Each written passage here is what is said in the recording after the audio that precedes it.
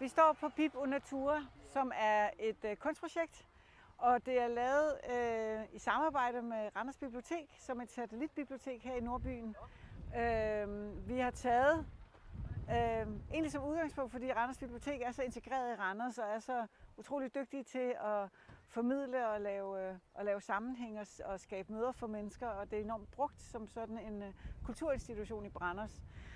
Og der var ønsket fra Nordbyen her, at der var kunstværker, der på en eller anden måde skabte bro, eller skabte sammenhæng, eller skabte en form for forbindelse med det liv, der var i Randers City. Jeg ved ikke, om det hedder Randers Midtby, og herude i Nordbyen.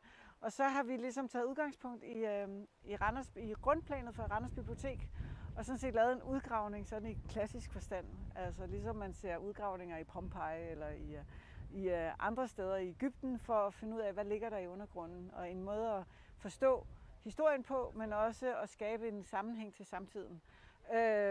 Så vi har taget simpelthen grundplanet for selve biblioteket og lavet en en-til-en udgravning her. Som en undskyldning for Randers Bibliotek at komme herud til Nordbyen og lave arrangementer. For at skabe sammenhæng, for at få folk fra Randers Midtby herud og se området og forbinde sig til området, men også for de lokale folk at komme og være en del af biblioteket. Og i den forhåbning, at de også så ligesom kommer til at bruge Midtbys Biblioteket som en større naturlighed.